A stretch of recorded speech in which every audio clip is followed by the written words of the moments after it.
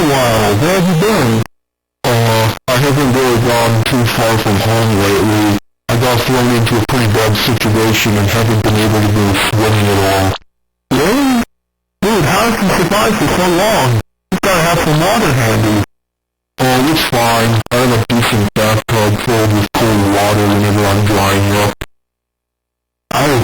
So I've been wanting to tell you a little bit about what I was working on, but I haven't seen you active on any bulletins, and what's it about? It's mainly a digital collage of a bunch of clips I recorded a while back during my trip to Colorado Springs. That's where I was raised. Why were you raised in Colorado? This is the best place for us to stay low profile.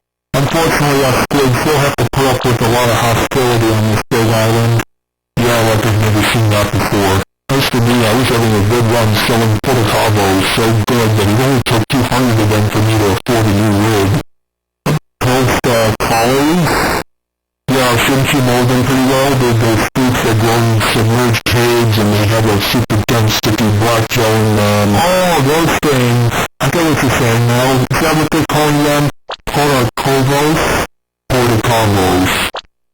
Portacavos?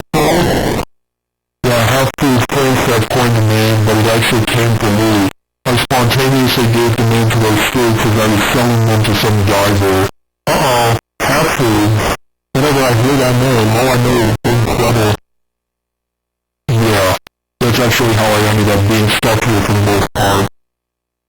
I don't even know if I want to explain what happened next. I'm going to be forever regarded as the one squid who finally set the death of the ocean into an irreversible, full-velocity motion. Well, if you just lay out the truth, we might be able to reverse that so-called irreversible motion. I found out that as a result of me selling that bulk of Portacavos, its demand is sharply rose in just 1 month. Everyone wants to try it now. How could they? It's too difficult for most species to digest. They take the gel and boil it in water for 2 hours to loosen up all the particles. That's how they make it run down the tubes easier. Okay. Well, can you just elaborate on what this demand for porta potties means for us? It all boils down to industrialization. Half-Foods has effectively taken over a huge field underneath specifically to grow Portacavos. That perfect spot I used to sleep at so often is gone. Moreover, Half-Foods is already testing some prototype farming equipment, and is so unbearably loud, even worse than the noise a whale makes. Combined with the fact that these things are going to be fuel-powered and controlled by adequately irritating radio waves, all you can expect to see over the next decade is one putrid mess that will crush them apart. That's a real letdown. I do believe it could stop the demand for potatoes starting its tracks though. It's a matter of exposing the practices of that company. But everyone wants it, and companies will advertise it more, and then it will be believed that Portacavos are a necessity. Everyone wanted to eat bananas at one point. Then they learned that those are behind the scenes to get those bananas to the supermarket, and now there's a strong pushback against bananas. How strong? Not strong enough. Much as I'm worried.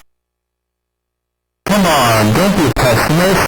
There's been plenty of instances of imminent doom, and we've all managed to work together to undo the causes of such failures. Yeah, but at the same time, big companies like Half-Foods have been stubborn enough to persist in their conscious pollution efforts and all that. Hang on. You know what they're trying to do. I just want you to feel better about yourself right now. Who is the guy that you sold the portals to?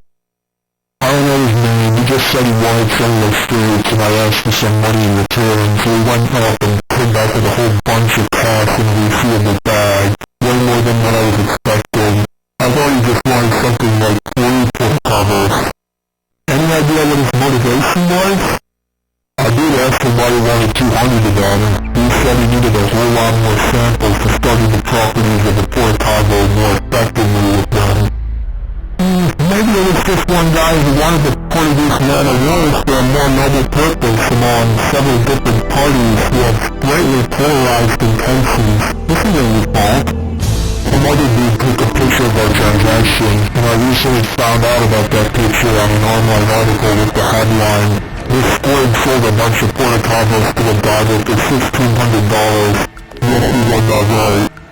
Sooner or later, this picture is going to be an important tool in the smear campaign against me.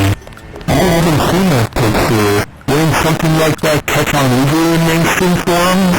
Either way, if you do get smeared for it, I'll be ready to come to your place, and we can work something out to build your case. We've always found ways around everything to get what we want, and I'm sure this will be no exception. Just keep me posted, okay, buddy? Alright, I'm getting kind of sleepy. You know me once you get that